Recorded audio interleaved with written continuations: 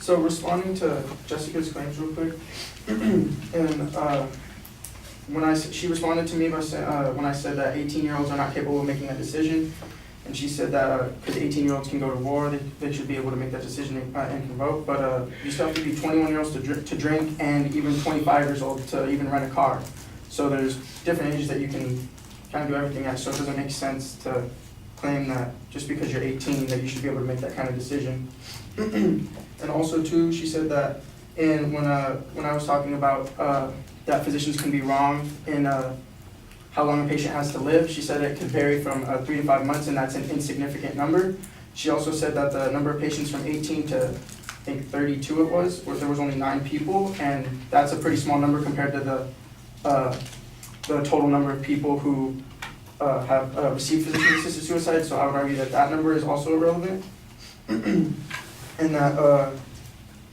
that she responded to the story that I had told by saying that it helped their claim, but even if the doctor had declined the patient a prescription, eventually the physician still broke the law by helping administer it to the patient. So even though he declined her at first, he still ended up breaking the law regardless. And also too, that she said that they don't have to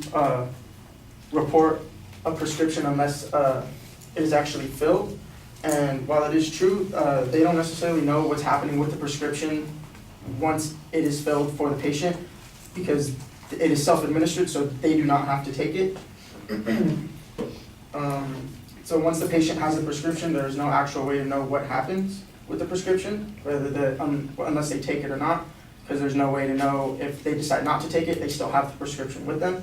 So once the lethal prescription is handed to the patient, there is no accountability of what takes place next. A third party could administer the drug to the patient without the patient consent, even if the patient changed his or her mind and struggled against the overdose. Laws do not require consent at time of death, only consent to obtain the lethal prescription, a distinction which can give someone other than the patient the power to decide when death occurs. And in reality, there is no protected choice, as our opponents claim. And other than the patient being given the prescription against their will, they can also turn around and sell the drugs too, to make a profit off of it, even if they are still dying for their family or something like that. And I also just wanted to close by saying that physician-assisted suicide would not be the way to go, because there are definitely other alternatives to it that could help people live longer, more comfortable lives with their families,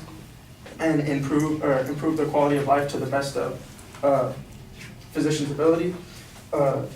Palliative care seeks to take into consideration every factor of the patient's situation with professionals who can attend to all aspects of the patient's needs so that they are as comfortable as can be